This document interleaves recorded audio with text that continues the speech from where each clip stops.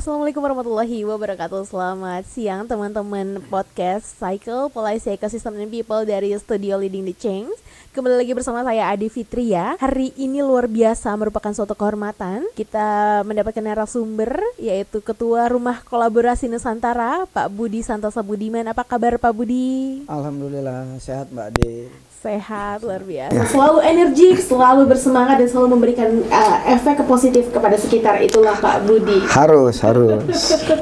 Baiklah, teman-teman semuanya, kalau kita berbicara tentang masyarakat dan juga berbicara tentang pendampingan masyarakat, maka tak lepas dari NGO tentunya. Hari ini kita akan membahas mengenai bagaimana peran NGO dalam peningkatan kapasitas masyarakat desa penyangga TNBBS dan juga pada masyarakat dengan perhutanan sosial. Baik, Pak Budi sekarang lagi aktif atau kesibukan selain dari Ketua Rumah Kolaborasi Nusantara merupakan di media juga ya Pak ya? Ya, saya redaktur di Kantor Berita Antara. Wah, luar biasa sekali, Kantor Berita Antara. Pak Budi, kalau kita membahas mengenai NGO nih, banyak teman-teman yang tidak paham apa itu NGO, Pak. Bisa dijelaskan Bapak? Ya, kita ngobrol santai aja ya. Iya. Non-government organization ini adalah bagian daripada partisipasi masyarakat sipil. Kenapa harus ada partisipasi masyarakat sipil ini? Karena ada bagian pekerjaan negara atau government atau pemerintah ya, negara dan pemerintahnya. Negara ini yang state ya, pemerintah yang pelaksana dari state ya, dengan segala fasilitas aparatur dan sumber daya yang dimiliki, itu tetap ada bagian-bagian yang boleh jadi dan hampir pasti tidak menyentuh kepada grassroots. Ada bagian-bagian di grassroots masyarakat kita yang belum tersentuh atau tidak tersentuh dengan berbagai alasan. Mereka-mereka inilah yang kemudian menjadi bagian dari kerja-kerja pendampingan, advokasi dan partisipasi dari non-government organization yang secara lebih luas sebenarnya dia secara konsep dia menjadi bagian dari CSO namanya. Civil Society Organization atau organisasi masyarakat sipil. Nah, di dalamnya ada NGO atau dulu lebih dikenal dengan lembaga swadaya masyarakat. Tapi karena banyak dimanipulasi ya, banyak digunakan oleh lembaga-lembaga yang bukan menjalankan prinsip pendampingan atau advokasi, bukan membantu masyarakat malah bikin recok gitu ya. Sehingga sekarang lebih banyak dipakai NGO atau CSO secara umum.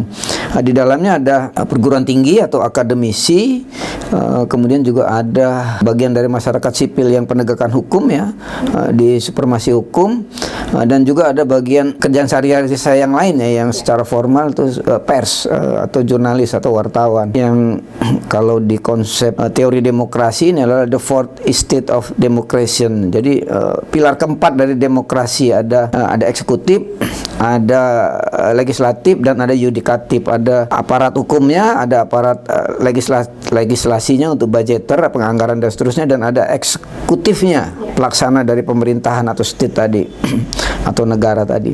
Nah, di luar itu ada pilar keempatnya, itu pers. Pers ini adalah bagian pilar keempat yang untuk menegakkan demokrasi, karena bisa jadi ketiga pilar ini tidak menjalankan fungsinya secara ideal, sesuai dengan mandat yang diberikan kepada mereka.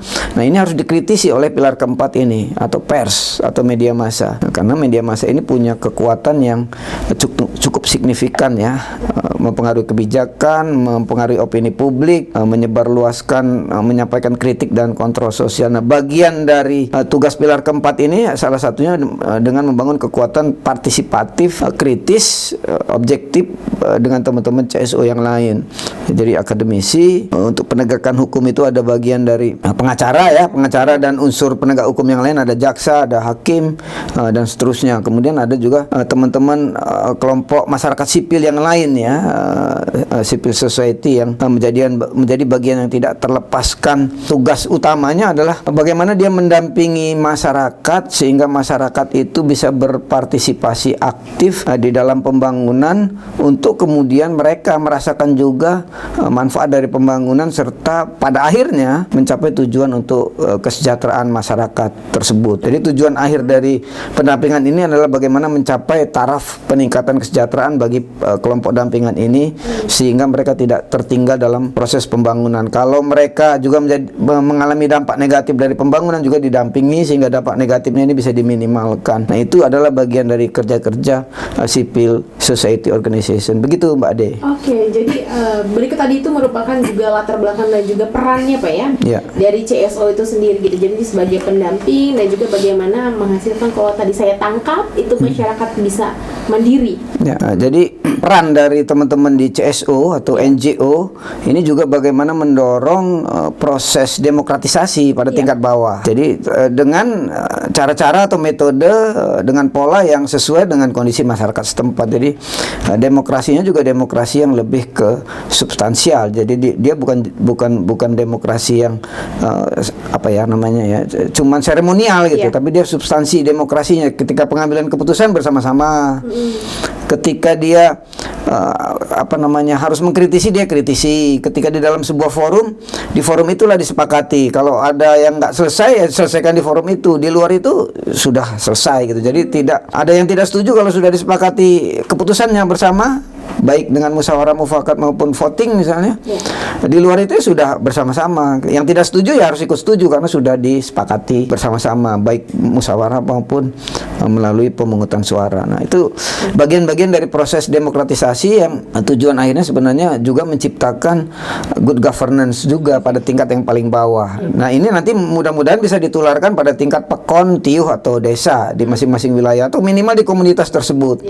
Kalau kita mendampingi kelompok tani hutan ya, kalau di perhutanan sosial, atau kelompok wanita tani hutan, di dalam kelompok-kelompok itulah kemudian partisipasinya juga harus aktif. Tidak hanya pengurus yang bergerak, tapi juga anggota. Anggota bisa mengawasi pengurus, bukan hanya pengurus yang mengatur-ngatur anggota, tetapi bagaimana anggota ini merasa ada peran, ada gunanya, ada manfaatnya di dalam kelompok tersebut. Juga dia berpartisipasi, ada take and give gitu ya. Kalau ada masalah di kelompok itu juga anggota punya peran untuk memberi masukan, input dan seterusnya. Karena di kelompok-kelompok tani hutan itu harusnya anggota adalah bagian daripada kelompok tersebut. Pengurus itu hanya yang mendapat mandat untuk melaksanakan tugas administratif dan kepemimpinannya aja, supaya tidak jalan ke banyak arah gitu ya. Jadi satu tujuan dicapai bersama-sama dan disepakati tujuan itu secara bersama-sama juga gitu. Oke, baik Pak. Kalaupun misalnya di Lampung nih Pak, kita lihat sedikit, kita kan di Provinsi Lampung dan ternyata sudah banyak ya Pak ya NGO, baik internasional maupun NGO lokal gitu, dan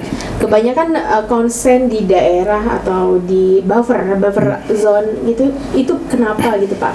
Kenapa harus daerah penyangga dan kenapa harus perhutanan sosial kebanyakan gitu? Iya. Nah, kalau mau masuk ke pembahasan itu saya pertegas dulu ya saya punya beberapa catatan berkaitan dengan perhutanan sosial ini ya. Perhutanan sosial ini kan diatur di Peraturan Menteri Lingkungan Hidup nomor 9 tahun 2021 tentang pengelolaan perhutanan sosial. Dia menjadi aturan pelaksanaan ya, pelaksanaan sesuai dengan pasal 247 dari Peraturan Pemerintah nomor 23 tahun 2021 tentang penyelenggaraan kehutanan. Nah, jadi perhutanan sosial itu adalah sistem pengelolaan hutan secara lestari yang dilaksanakan dalam kawasan hutan negara, hutan hak atau hutan adat, dan dikerjakan bersama-sama oleh masyarakat setempat, termasuk masyarakat hukum adat yang sudah memiliki legalitas untuk mengelola kawasan hutan tersebut.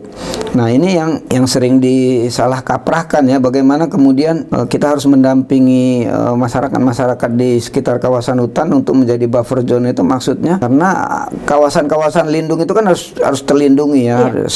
Flora, fauna yang langka maupun yang ada di situ harus dilestarikan.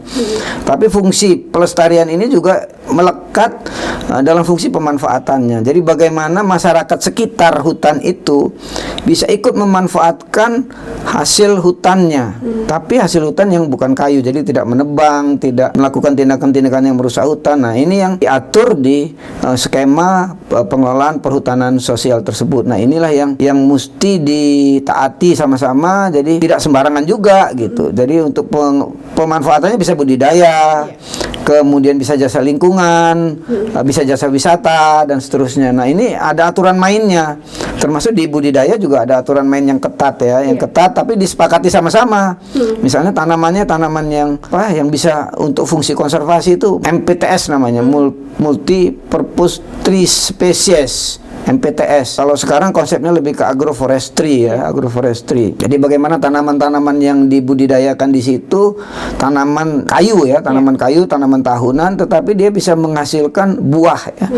Bukan hanya tanaman kayu seperti konsep yang lama ya, dia tanaman sengon misalnya kan, atau tanaman tertentu yang dipaksakan untuk ditanam tapi kemudian tidak memberi produksi ya, tidak menghasilkan buah tertentu sehingga harus nunggu lama nih, menunggu 5, 10, 20 tahun lagi. Kalau dia tanaman buah atau tanaman seperti misalnya jengkol, petai atau apa kan dalam beberapa tahun ke depan selain fungsi konservasinya juga bisa dimanfaatkan hasilnya.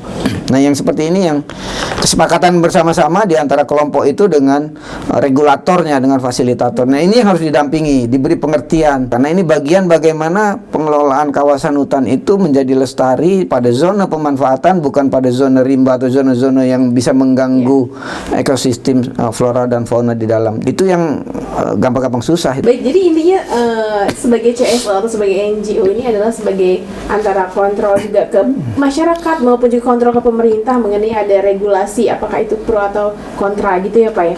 Seperti itu atau bagaimana Pak? Ya, jadi mendorong partisipasi. Satu, mendorong partisipasi. Kemudian tadi menyentuh bagian-bagian dari masyarakat yang masyarakat itu belum merasakan manfaat pembangunan atau partisipasinya masih minimal.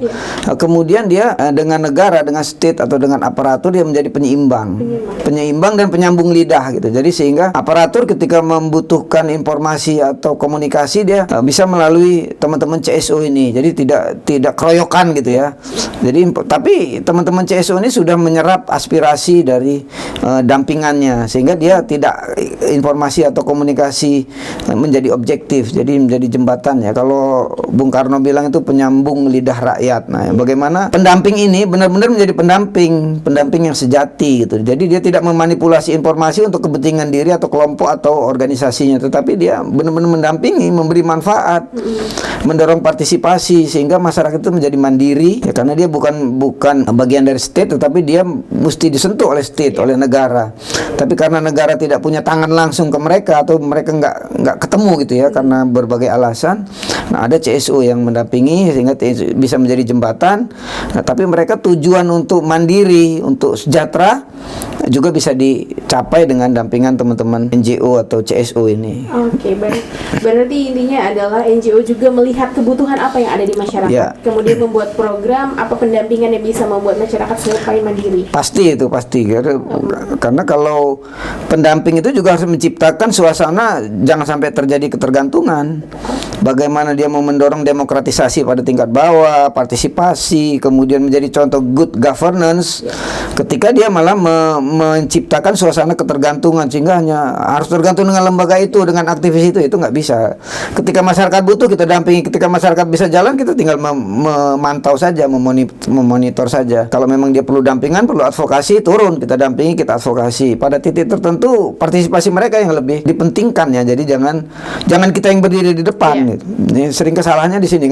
Jangan kita yang berdiri di depan, tetapi mereka yang harus kita dorong untuk berani atau bisa berdiri di depan untuk menyuarakan apa yang menjadi kepentingan mereka yang harus diperjuangkan sama-sama. Gitu. Kalau menurut Pak Budi sendiri itu, bagaimana dampak NGO ini terhadap kita tahu tadi perhutanan sosial gitu Pak, terhadap masyarakat maupun terhadap hutan kita sendiri itu, apakah dampaknya sudah cukup terasa atau bagaimana Pak? Ya, kalau saya melihat dalam beberapa hal ada sisi positif ya, ada sisi negatifnya juga gitu. Dalam beberapa hal kita bisa melihat bagaimana peran teman-teman CSO atau NGO ini mendampingi masyarakat atau komunitas di sekitar kawasan hutan. Nah, tetapi saya kalau berdiskusi dengan teman-teman pendamping ya, dengan teman-teman pendamping, saya selalu saling mengingatkan gitu. Damping itu yang benar, sering ke lapangan, jangan terikat program aja, jangan kalau ada biaya, ada donornya aja turun, nggak ada donornya ditinggalin.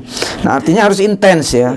Intens bagaimana menjaga hati teman-teman di bawah sehingga komunikasinya walaupun walaupun mungkin tidak secara fisik ada terus di lapangan gitu, tetapi komunikasi harus terus terjalin. Walaupun program sudah selesai gitu atau tidak dibiayai lagi oleh lembaga donor atau sponsor atau biaya apapun gitu dari pihak manapun, tetap harus menjalin komunikasi itu sehingga masyarakat yang pernah atau kita dampingi juga terus bisa menjalankan partisipasi mereka untuk mencapai tujuannya. Jadi terus dipantau terus itu sebenarnya kewajiban moral dari para aktivis yang boleh jadi belakangan lupa gitu ya, lupa atau alpa atau terluput ya, sehingga dia merasa kalau program sudah selesai sudah, saya kan sudah tidak punya kewajiban lagi apa-apa terhadap masyarakat di sana karena itu sudah lewat gitu kan, udah saya harus ngurus program yang lain lagi. Nah ini yang sering terjadi, dan itu juga di kalau saya sehari-hari di dunia saya yang lainnya di jurnalistik juga harus ada pertanggungjawaban ketika kita mengangkat sebuah berita, ada persoalan yang kita angkat dalam berita sampai persoalan itu selesai, itu menjadi tanggung jawab media saya dan saya yang mengangkat itu dengan teman-teman itu harus sampai tuntas gitu. Ada tanggung jawab moralnya, moral profesionalnya. Nah, jadi sebagai CSO juga dia harus punya kompetensi, punya kemampuan profesional selain attitude ya. Jadi punya perilaku sesuai dengan masyarakat setempat dan menghargai kearifan lokal, juga mengerti bagian-bagian di situ ada tokoh masyarakat, ada tokoh adat dan seterusnya. Kita harus menghargai aturan main yang ada di situ. Jadi nggak selonong boy lah istilahnya ya. Nggak tiba-tiba mau instan gitu. Harus berproses. Supaya bisa berproses itu ya harus intens berkomunikasi dengan mereka, hidup dengan mereka. Kalau di teori perubahan sosial itu dia harus melakukan partisipatif ya. Dia harus partisipatif. Jadi dia harus melebur menjadi bagian dari masyarakat yang kita dampingi, sehingga kita bukan menjadi bagian yang terpisahkan atau orang luar dianggap orang luar, tapi kita sudah menjadi bagian dari masyarakat dampingan tersebut, sehingga ketika ada sesuatu masalah di situ itu jadi masalah kita juga gitu. Sehingga kita cari bagaimana solusinya untuk berdialog atau bertemu atau berkomunikasi dengan pihak yang lain. Begitu Mbak Ade. Iya. Menarik sekali nih Pak. Berarti kalau kita berbicara tadi tentang CSO, NGO itu adalah seseorang yang harus memiliki jiwa, passion tentunya Pak. Nah, apa yang menjadikan ini sebagai passion Pak Budi untuk selama ini masih di NGO ini Pak? Iya, saya sebenarnya boleh dibilang dunia saya dari awal sebenarnya dunia NGO ya. Sebelum saya benar-benar terjun profesional sebagai wartawan atau jurnalis profesional sekitar 92-93, ketika saya di kampus juga saya sudah banyak. Kebetulan saya alumni sosial ekonomi pertanian di Fakultas Pertanian Universitas Lampung ya. Ketika saya mahasiswa juga saya tidak hanya kuliah pulang gitu. Saya jadi bagian yang waktu itu tidak puas hanya dengan kuliah secara formal di kelas ya. Tetapi saya mendekat kepada para dosen atau para asisten, para senior, kakak-kakak kelas gitu. Sehingga saya semester 3 dan seterusnya sampai saya selesai. Bahkan saya hampir tidak selesai ya, karena asik masuk ke dalam dunia masyarakat itu. Saya ikut dalam riset, penelitian, pendampingan. Jadi sejak mahasiswa itu saya sudah semester 2, semester 3 itu sudah ikut membaur, turun ke kampung-kampung di semua wilayah Lampung, dan beberapa kawasan hutan saya masuk di Taman Nasional Waikambas. Bahkan saya pernah mendapat tugas karena mungkin saya memang dari awal ada kelebihan di ketelitian mungkin ya. Waktu itu master plan dan identifikasi flora fauna di Waikambas yang bukunya tebal banget tebal banget itu dari bahasa Latin dengan bahasa Indonesia dan bahasa Inggrisnya. Yang mengedit saya itu waktu itu saya sendiri. Dapat tugas itu dari dosen yang pendampingan masyarakat di sana, pengabdian masyarakat di sana. Saya mendapat tugas itu dan cepat saya selesaikan. Kemudian saya pernah punya pengalaman juga di Taman Nasional Bukit Barisan Selatan, termasuk di Taman Hutan Rayawan Abdul Rahman. Saya juga membantu riset beberapa teman-teman NGO. Setelah itu kemudian saya jadi wartawan setelah lulus kemudian saya jadi wartawan profesional. Saya tetap menggeluti dunia ke NGO-an ini atau CSO ini. Di Tahura itu saya pernah ikut mendampingi awal mulai cikabakal. Waktu itu belum ada perhutanan sosial, hutan kemasyarakatan waktu itu, dan waktu itu masih jadi kontroversi. Jadi kontroversi, banyak ditolak juga dengan teman-teman NGO atau LSM pada saat itu karena dianggap tidak ramah lingkungan, merusak lingkungan dan seterusnya. Tapi ini konsepnya dari awal prinsip kita adalah bagaimana wilayah konservasi itu juga ada manfaatnya buat masyarakat sekitar. Titik 2 nih ya, masyarakat sekitar ya. huruf besar ini, karena banyak wilayah-wilayah kelola kemudian masyarakat datangan yang masuk ke situ dan ini dilegalisasi. Itu keliru. Itu masyarakat sekitar, masyarakat yang memang sudah hidup bertahun-tahun di situ dan secara legal walaupun tidak dibuktikan dengan KTP tapi sudah ada saksi di situ bahwa memang dia diam di situ sudah 5 tahun, 10 tahun, 20 tahun, bahkan bertahun-tahun di situ itu, atau seumur hidup di situ. Nah, itulah yang menjadi bagian dari komunitas untuk yang sekarang kita sebut perhutanan sosial. Nah, kalau di sekitar Taman Nasional Bukit Barisan Selatan, bahkan cikal bakal ibu kota Liwa itu saya juga terlibat di situ, bagaimana menyusun perencanaan wilayah di situ, termasuk bagaimana kawasan hutannya tetap terjaga, bagaimana batas-batasnya, sampai kita yang agak sulit itu bagaimana menentukan batas pada titik di wilayah-wilayah yang sulit ya, di bukit, pegunungan dan seterusnya. Nah, itu bagian pekerjaan yang sejak saya masih muda ya, sekarang kan udah tua nih. Sejak saya masih muda, belum berkeluarga, baru lulus, masih fresh graduate, saya sudah terlibat di hal-hal seperti itu. Perjalanan-perjalanan itu membuat saya, walaupun dan teman-teman juga, walaupun kemudian menekuni profesi sebagai jurnalis profesional, tetapi tetap tidak menjauh dari masyarakat, masyarakat sekitar hutan maupun teman-teman di kampus maupun komunitas-komunitas yang memang membutuhkan pendampingan sampai sekarang. Dan ini menjadi bagian yang tidak terpisahkan. Kalau Mbak Ade bilang tadi, apakah ada passionnya, ya itu bagian dari diri kita juga. Boleh jadi mereka bukan saudara kita, bukan kakak kita, bukan adik kita, atau bukan tetangga kita, tapi mereka adalah bagian dari masyarakat Indonesia yang membutuhkan bantuan. Sementara kita punya pengalaman atau punya jaringan atau punya sumber daya untuk membantu mereka, kok kita diem? Nah, walaupun kita bukan pejabat, bukan wakil rakyat, bukan aparat, tetapi kita punya kewajiban moral untuk mendampingi. Nah, passion seperti itulah yang harus ada pada para aktivis, sehingga aktivis tidak bekerja hanya by program atau by donor, atau kalau ada biaya ada yang jadi saya waktu ikut-ikut itu juga tidak ada jaminan. Kadang-kadang hanya transport aja, kadang-kadang hanya dikasih makan aja atau menginap gratis saja, tapi tidak ada istilahnya honor apalagi gaji gitu ya. Berbulan-bulan saya di Lampung Barat, kalau dinilai sekarang jauh banget itu kan, tapi kita bersama-sama makan adanya di situ, kita makan di hutan, kita makan bersama-sama. Kalau nggak makan ya nggak makan juga kita gitu. Kita puasa kalau memang pas kita di dalam logistik kita habis itu ya.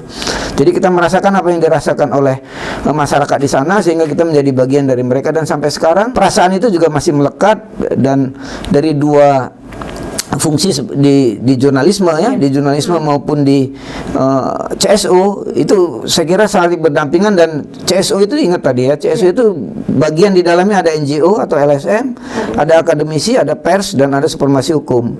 Ada jaksa, ada pengacara, ada hakim, dan polisi, penegak hukum yang lainnya. Jadi ini yang harus jadi titik tekan sekarang, Mbak Ade. Dan sekarang terus terang aja kita sulit untuk mencari generasi baru milenial ke sini, generasi X, Y, dan Z yang berjiwa aktivis. Menarik nih Pak. Kalau kita tadi kan berbicara, berarti kalau zaman sekarang ini intinya adalah kolaboratif dari semua pihak ya Pak ya. Dan itu juga tentu tadi benar Pak. Kalau untuk tahun sekarang ini generasi, apalagi generasi saya ke bawah itu, sisi aktivis atau sisi passion untuk kepentingan sosial itu semakin sedikit gitu. Dan itu butuh ya Pak, tadi namanya kolaborasi juga sama senior. Ya. Gitu Pak. Nah, mungkin kalau di sini kita berbicara tentang kolaborasi antara senior kemudian dengan anak-anak yang muda ini di cycle, itu apakah bisa gitu Pak ada kolaborasi seperti itu? Mungkin Bapak bisa menceritakan tentang cycle dan rumah kolaborasi Nusantara. Ya, sebelumnya kan saya juga dengan teman-teman yang senior ya, para pimpinan NGO di Lampung juga membentuk namanya rumah kolaborasi atau ruko ya. Kemudian direstrukturisasi, menggabungkan antara berbagai pihak karena ada persoalan dengan pihak mitra dan seterusnya ya.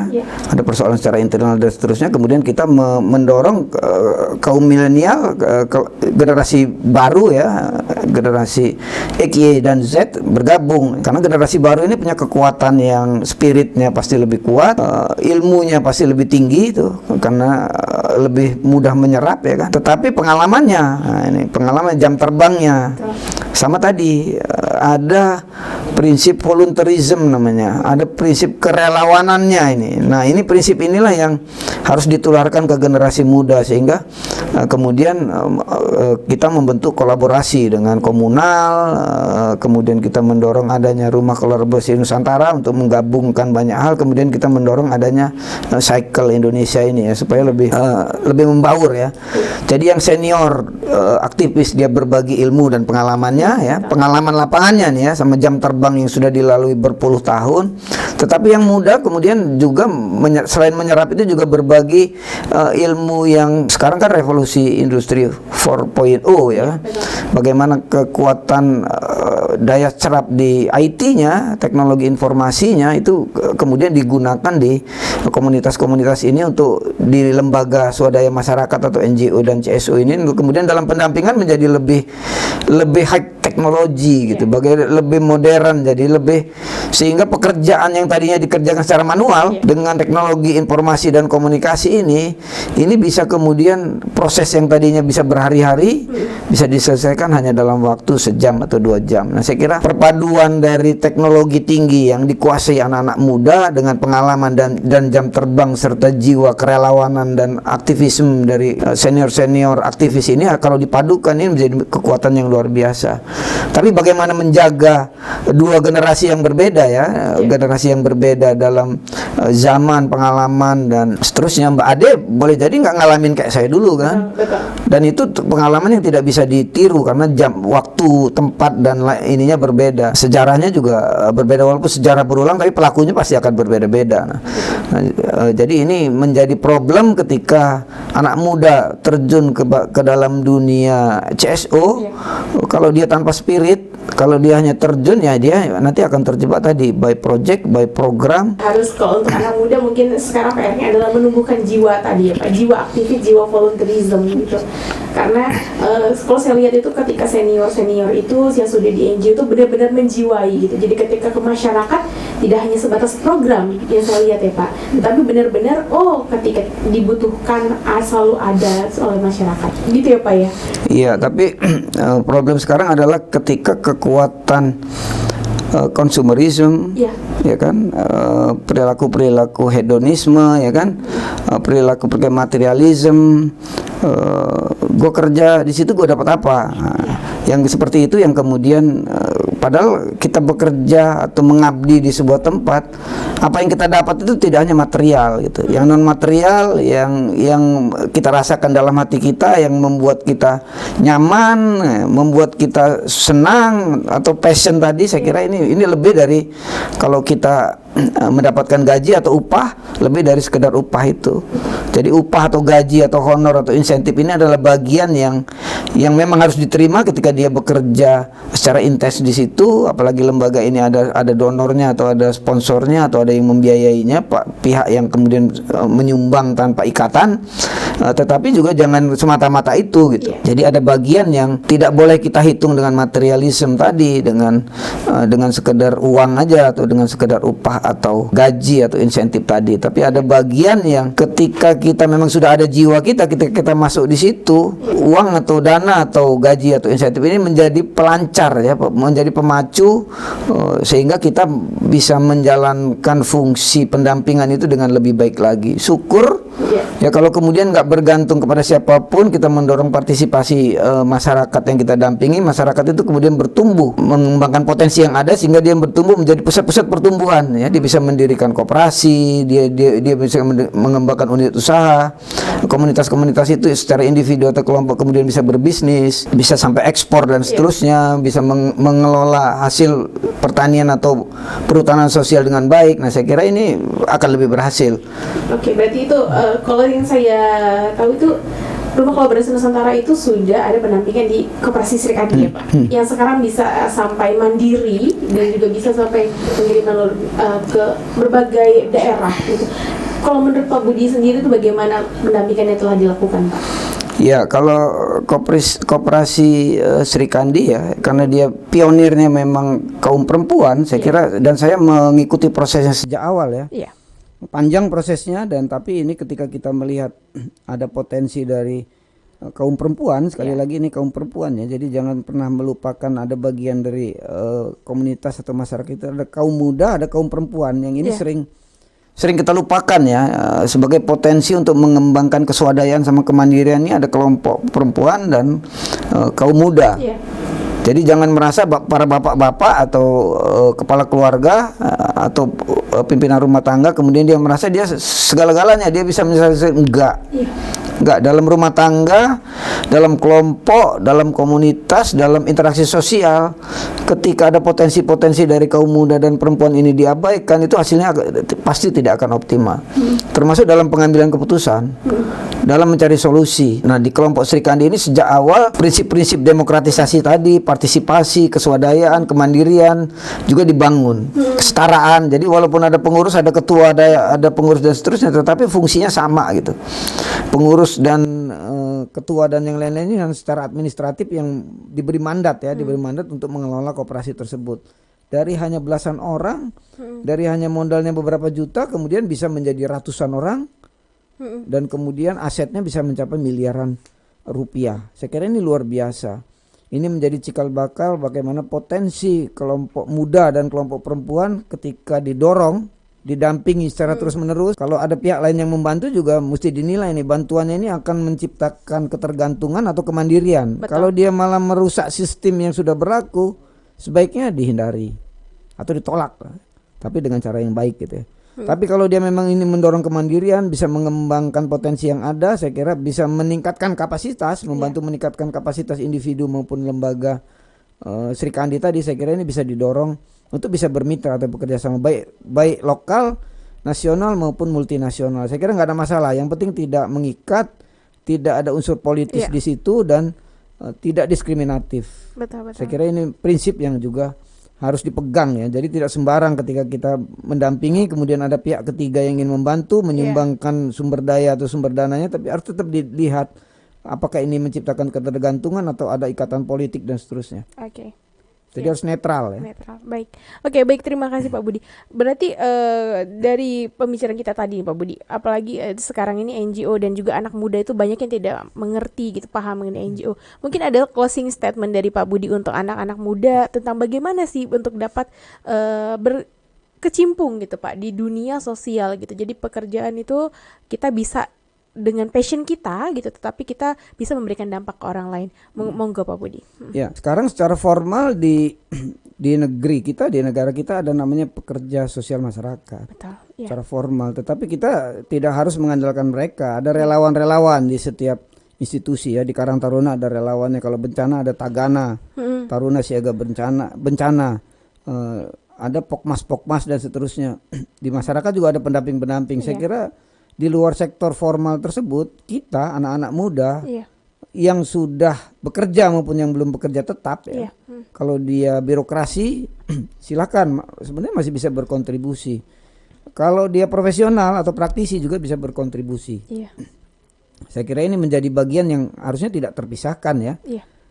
Tinggal dia mengatur waktu aja. Kalau dia harus bekerja formal dari Senin sampai Jumat, berarti dia masih punya waktu Sabtu dan Minggu. Saya kira itu cukup waktu untuk terjun ke masyarakat, untuk mendampingi dengan passion, dengan spirit, dengan niat yang ikhlas ya, dengan niat yang ikhlas. Bahkan pengalaman saya ya dengan teman-teman, dengan tadi saya bilang ya, kalau jam terbangnya dari 86 ya, dari 86 sampai sekarang tuh, hitung tuh berapa tahun tuh Mbak Ade itu. Sudah belasan tahun ya, lebih 36 tahun. 30 tahun lebih. Saya melihat justru kalau dia aktivis murni ya, aktivis murni, dia justru akan kesulitan di logistik. Karena ketika kita muda tapi ketika kita sudah berkeluarga, ada problem-problem domestik yang juga harus diatasi. Dia harus punya pekerjaan yang memberi hasil. Kalau dia kemudian beruntung punya kompetensi, punya jaringan sehingga bekerja di CSU atau NGO yang berstandar bagus ya, sehingga kompetensi dan profesionalismenya bisa dihargai secara layak, saya kira itu nggak ada masalah. Tapi tidak semua beruntung di situ, jadi tetap harus punya penyangga. Nah makanya saya menganjurkan teman-teman yang anak muda yang sudah berbisnis, yang punya bisnis sendiri, itu akan lebih baik ketika dia terjun, atau yang sudah punya pekerjaan tetap sebagai apapun ya, termasuk di birokrasi. Ketika dia bisa meluangkan waktu untuk ikut terjun ke masyarakat, keluarlah dari zona nyamanmu, tengoklah lingkungan sekitarmu yang tidak jauh dari tempatmu atau yang agak jauh dikit tetapi dia membutuhkan uluran tanganmu, masuklah ke situ dengan menyumbang apa yang kamu bisa sumbang. Kalau kamu punya uang, kamu sumbang uang. Kalau kamu punya pikiran, sumbangkan pikiranmu. Kalau kamu punya pengalaman, berbagilah pengalamanmu di sana. Pasti itu akan diterima dan bermanfaat buat mereka. Boleh jadi apalagi sekarang dengan media sosial ya, dengan media sosial yang luar biasa, saya kira di lokasi yang jauh sekalipun sekarang dengan kekuatan media sosial ini, yang raksasa media sosial ini, kita bisa ambil manfaatnya di situ. Betul. Sehingga nggak ada lagi jarak. Apalagi anak-anak muda sekarang sudah 70% pengakses media sosial, internet di Indonesia itu adalah anak-anak muda. Betul. Anak-anak muda berpendidikan dan sebagian sudah bekerja. Jadi boleh dibilang mereka profesional muda atau praktisi muda. Bahkan di Jakarta, Surabaya, Bandung, Palembang, dan Medan, para pebisnis muda, manajer-manajer muda, belum berkeluarga, tapi sudah pada level manajer. Nah, mau ngapain nih? Mereka sudah pada posisi menengah, bahkan ada yang pada level pimpinan ya. Bagaimana mereka bisa mengabdikan ke masyarakat? Mereka bergaji tinggi, tetapi mereka tidak punya tempat untuk bagaimana kalau di sistem perubahan sosial itu ada bagian ketika kita sudah mencapai titik tertentu ya. Ketika kita sudah paling bawah itu adalah kepentingan individu, pangan, pakaian, perumahan dan seterusnya, kemudian pendidikan dan seterusnya, interaksi sosial, dan pada titik paling atas itu adalah pengabdian. Di atas itu bagaimana dia berinteraksi sosial dan dia sudah tidak memikirkan pakai bendera apa, pakai lembaga apa, tapi dia bagaimana dengan kondisi dia yang sudah mapan, sudah sederhana, dia bisa mengabdi ke masyarakat sekitarnya. Memberikan dampak tadi ya, pursuit of impact kalau ada teorinya itu ya Pak ya. Luar biasa sih Pak. Mungkin kalau dari Pak Budi sendiri sebagai Ketua Rumah Kolaborasi Nusantara, pasti ada harapan yang Bapak inginkan dari Rumah Kolaborasi Nusantara. Boleh Pak disampaikan? Ya. Jadi menyambung yang tadi ya. Iya. Saya melihat sekarang ini teman-teman di CSO maupun di NGO, bukan hanya di Lampung ya, walaupun boleh jadi ada yang berbantahan dengan saya, kita tidak perlu lagi mengkotak-kotak. Jadi lembaga ini hanya simbol, hanya semboyan, hanya lambang ya, hanya administratif. Tetapi kita nggak mungkin bekerja sendiri. Termasuk saya mengingatkan ke teman-teman di birokrasi ya, pejabat, pengambil kebijakan maupun wakil rakyat, nggak bisa Anda bekerja sendiri. Anda tetap butuh kami gitu. Jadi bagaimana kita berkolaborasi? Ada bagian-bagian yang menjadi tugas Anda, tapi ada bagian-bagian yang itu lebih cocok tugas kami gitu. Kita saling berbagi. Kalau ada sumber dana di situ, tinggal kita sharing aja. Kalau tidak saling mempengaruhi, silakan Anda menggunakan sumber dana Anda, kami menggunakan sumber dana kami, sumber daya kami, tapi kita jangan saling mengganggu gitu. Tapi bagaimana kita beririsan, berkolaborasi sehingga tujuan itu bisa kita capai bersama-sama tanpa kita harus saling berseteru. Nah, itu saya kira menjadi bagian tugas kita ke depan, bagaimana negara ini bisa menjadi negara sejahtera. Kita kan pengennya jadi negara sejahtera. Tujuan merdeka itu kan itu. Tetapi untuk mencapai negara sejahtera ini nggak bisa hanya dilakukan oleh negara. Dengan aparatur, dengan sumber daya dan seterusnya, tetap harus ada partisipasi masyarakat.